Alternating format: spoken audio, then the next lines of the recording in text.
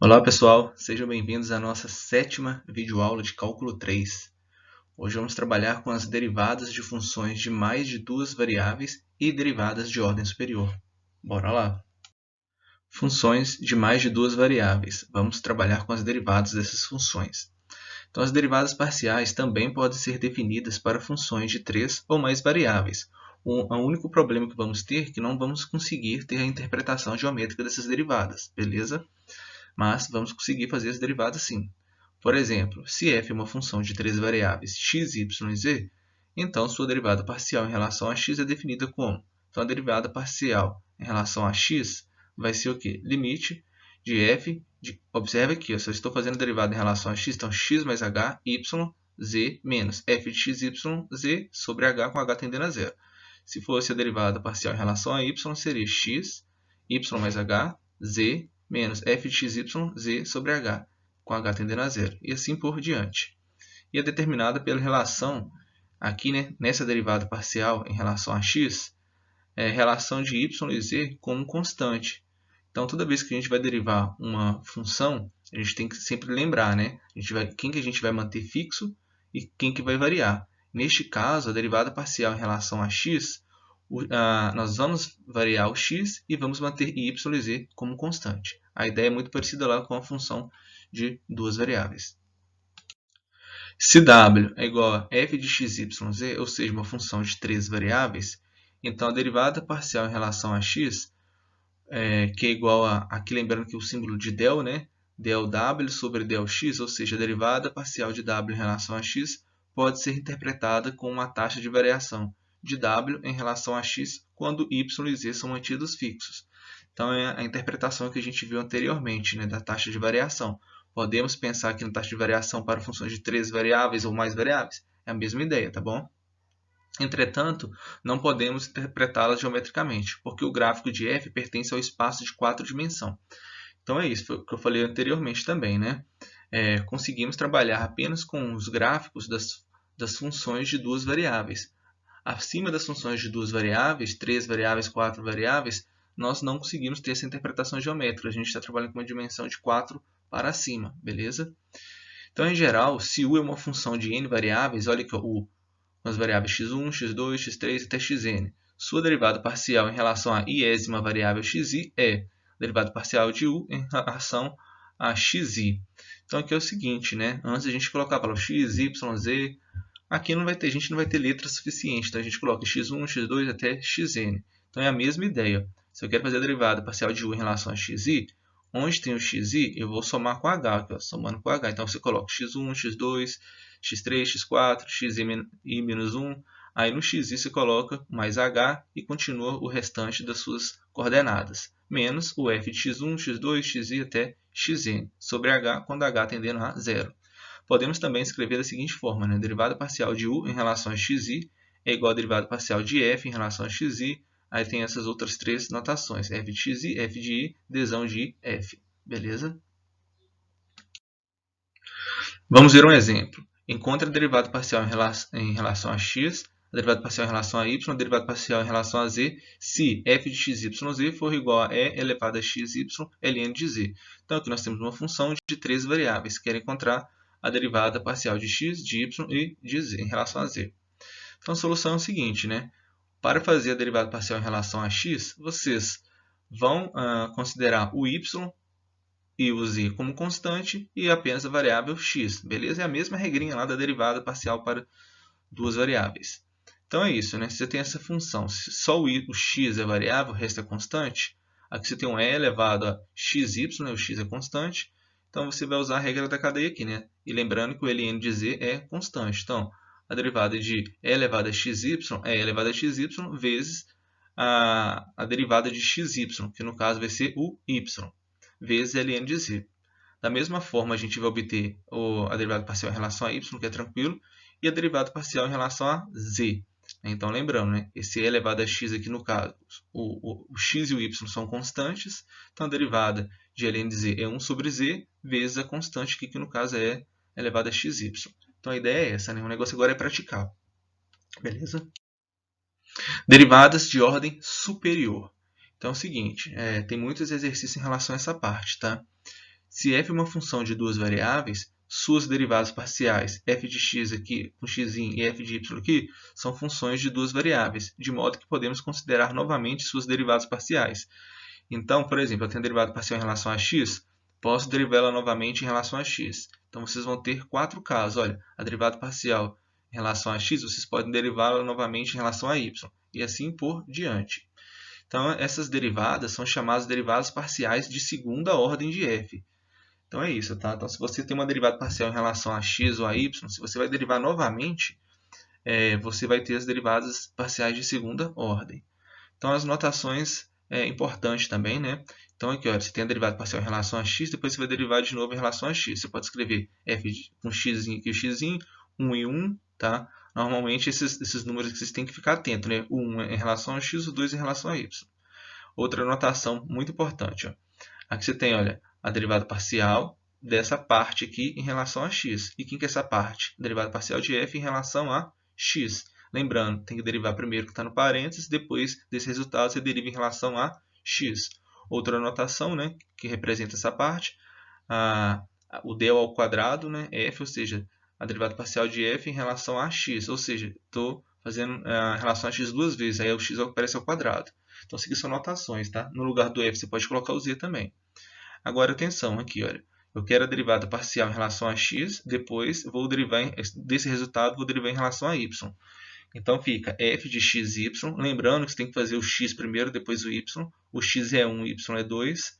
E aqui, olha, novamente, ó, derivada parcial deste resultado, né, que é a derivada parcial de f em relação a x, depois vocês fazem em relação a y, beleza? Então, o que está em parênteses primeiro, ó, o que vem primeiro, beleza? Então, aqui uma outra forma de estar escrevendo, ó, essa parte que eu dei ao quadrado de f, né? E aqui fica a derivada parcial de y e a derivada parcial de x. Tá? Então, lembrando que é x primeiro e depois é y. Quando não tem um parênteses, normalmente o aluno confunde. Tá? Então, você tem que derivar primeiro em relação a x e depois do resultado você deriva em relação a y. No lugar do f, você pode colocar o z. Então, isso aqui é mais notação, só que tem que tomar muito cuidado. Aqui é a mesma ideia do que a gente viu anteriormente. Você tem a derivada parcial em relação a y, depois você faz em relação a x. Então, aqui é y primeiro, x, y é 2, x é 1. A derivada parcial em relação a y primeiro, depois desse resultado você faz a derivada em relação a x. Da mesma forma que a gente viu anteriormente. Aqui você tem a derivada parcial em relação a y, depois em relação a y novamente. y, 2, 2 e assim por diante. Eu já devo ter comentado, mas aqui é a questão da notação. Então, quando você tem a derivada parcial aqui, xy, isso aqui é a mesma coisa que a derivada parcial. Vocês vão resolver primeiro em relação a x, depois desse resultado em relação a y. Significa que primeiro derivamos em relação a x, o que eu acabei de falar, e depois em relação a y. Ao passo que no cálculo do f aqui com y e x, a ordem é invertida. Então, tem que tomar cuidado, né? O que aparecer primeiro aqui, vocês vão derivar. Ó. Então, tem o x aqui, então a derivada parcial em relação a x, depois do resultado em relação a y, ok? Só ter cuidado que não tem erro não. Então vamos para o exemplo. Determine as derivadas parciais dessa função de duas variáveis. Então essa função aqui, ó, x ao cubo mais x ao quadrado y ao cubo menos 2y ao quadrado. Temos que a derivada parcial em relação a x e a derivada parcial em relação a y, nós já sabemos, né? A derivada parcial em relação a x, o que tem y é constante e deriva ali olhando para a variável x. Então, beleza, né? Esse f é a derivada parcial em relação a x em relação a y, tranquilo. Aí, você vai fazer agora a derivada parcial de segunda ordem. Ou seja, você vai pegar esses dois resultados e vai derivar novamente em relação a x e em relação a y. Então, para o primeiro resultado, em relação a x, aí fica o f com x aqui, x, beleza? Derivando isso aqui novamente em relação a x. Aí vocês fazem normalmente. Aqui vai ficar 6x. Lembrando que o y ao cubo é constante. Então, você vai ter 2 vezes essa constante. Tá certo?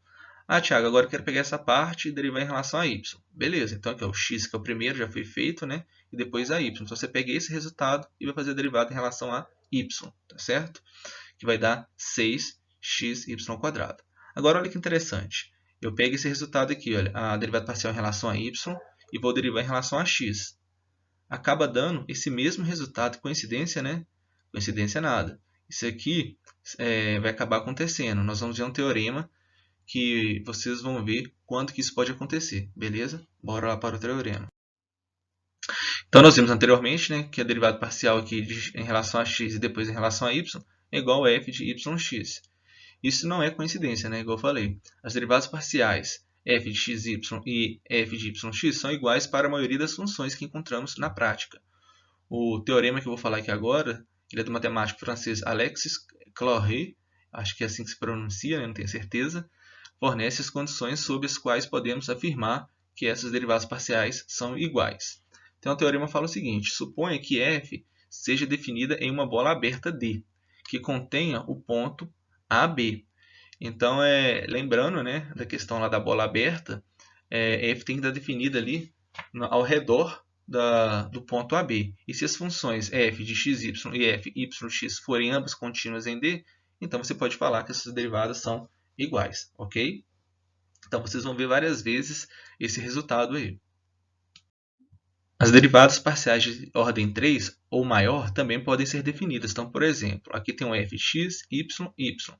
Ou seja, você vai fazer primeiro, né, a derivada parcial em relação a x, depois em relação a y e por último em relação a y. Então, essa parte aqui entre parênteses é o que vocês já sabem, né? Então, você tem a derivada parcial de f em relação a x, depois em relação a y, tá certo? Então, aqui, uma forma que eu tenho para memorizar é como se eu estivesse multiplicando os números reais ali, né? Então, aqui fica, olha, aqui está o d ao quadrado, com esse d ao cubo, né? E aqui apareceu um del de y com del de y. Lembrando que você faz primeiro a derivada parcial de f em relação a x, depois em y, depois em y, tá certo? O teorema de Clauret também funciona aqui? Sim, né? Podemos ver, vocês conseguem ver aí, que a derivada parcial de relação a x, depois y é igual a de y, x, y, e igual a f de y, x, se essas funções forem contínuas. Então, vale para essas funções parciais de ordem 3 também, ok? Pessoal, falando rapidamente das equações diferenciais parciais. As derivadas parciais ocorrem em equações diferenciais parciais que exprimem certas leis físicas. Então, vocês vão ver muitas aplicações das equações diferenciais parciais na engenharia, na física, na química, na matemática aplicada. Então, vamos colocar um exemplo aqui. Ó. Por exemplo, a equação diferencial parcial del ao quadrado, lembrando que se aparecer ao quadrado, é a derivada parcial duas vezes. Né? Apareceu del ao cubo, estou derivando 3 vezes. Então, a derivada parcial de u em relação a x, depois vocês fazem em relação a x novamente, né? Mais a derivada parcial de u em relação a y e depois em relação a y novamente. A soma dessas duas derivadas parciais é igual a zero, é denominada equação de Laplace em homenagem a Pierre Laplace. As soluções dessa equação são chamadas funções harmônicas e são muito importantes no estudo de condução de calor, escoamento de fluidos e potencial elétrico. Então, essa equação aparece muitas vezes na física, na química, na engenharia, na matemática aplicada, né? Então é isso, nós vamos ver outros exemplos de equações diferenciais parciais. Então aqui é o seguinte, eu coloquei um exemplo, mostre que a função de duas variáveis, eu chamei essa função de u, né, u de x e y, é igual a e elevado a x seno de y é solução da equação de Laplace. Então primeiro é o seguinte, olha, aqui você tem a derivada parcial de ordem 2, aqui de u em relação a x e aqui em relação a y. Então, vocês têm que encontrar esses carinhas primeiro. Né? Então, você vai pegar a sua função u, fazer a derivada parcial em relação a x, lembrando que considera só a variável x, o resto é constante. Fez aqui a primeira parte, fez a derivada parcial em relação a y, tranquilo. Depois você deriva. Como aqui eu estou pegando a relação a x novamente aqui em relação a y novamente, vocês vão fazer só essas duas. Né? Aí a derivada parcial em relação a x da de cima acaba sendo a mesma, né? E em relação a y aqui, vocês vão ver que só o y que é variável e o x é constante. Então fica a derivada de cosseno de y menos seno de y e o e elevado a x é constante. Então vocês vão substituir essa derivada parcial de segunda ordem em relação a x mais essa derivada parcial de segunda ordem em relação a y. A soma desses dois carinhos aqui deu quanto? Zero. Portanto, U satisfaz a equação de Laplace.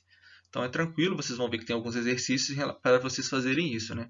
Eles vão perguntar se tal função é solução de uma equação. Aqui, pessoal, é só mais um exemplo. Né? Essa equação da onda é muito famosa, que é dada por essa equação abaixo. E ela descreve o movimento de uma onda, que pode ser do mar, de uma onda sonora, de som, luminosa, ou se movendo em uma corda vibrante. Então, imagina o tanto de exercício e exemplo que deve ter em relação a essa equação da onda. Tá? Então, acredito que eu devo ter colocado um aí para vocês fazerem. Beleza? Pessoal, aqui tem mais um exemplo para finalizar. Né? Essa equação diferencial parcial ela envolve 3 variáveis e é muito importante também na ciência e na engenharia. Ela é a famosa equação tridimensional de Laplace. Observe que aqui ela é diferente da anterior porque aparece a derivada parcial em relação a u, a derivada parcial de u em relação a z e depois novamente em relação a z. Então, essa é a famosa equação tridimensional de Laplace. Tem muitas aplicações em cima disso, beleza? Só para vocês verem que pode ter equações diferenciais parciais de 3 ou até mais variáveis, ok? Aqui eu deixei 2 exercícios. Primeiro, calcule f. Essa quantidade de letra aqui, Thiago, é a derivada parcial em relação a x, depois em relação a x, depois em relação a y, depois em relação a z. Se a função é seno de 3x mais yz. Então vocês fazem isso, né? Vão derivar primeiro em relação a x, depois em relação a x novamente, depois em relação a y, depois em relação a z. Aí vocês vão conseguir fazer. Número 2, verifique se a função u de xt igual a seno de x menos at satisfaz a equação da onda. Então vocês vão tentar aí, tá? Aqui nós temos a equação da onda, vocês vão ter que pegar essa função, fazer a derivada parcial em relação a t, depois em relação a t novamente. Vai substituir aqui e ver se essa igualdade é verdadeira. Então pratiquem aí. Pessoal, então é isso. Muito obrigado. Lembrando que nós usamos o livro do Sturt com os exemplos, exercícios, as definições. E lá no livro vocês vão encontrar mais exemplos ainda, tá? Um grande abraço e bons estudos.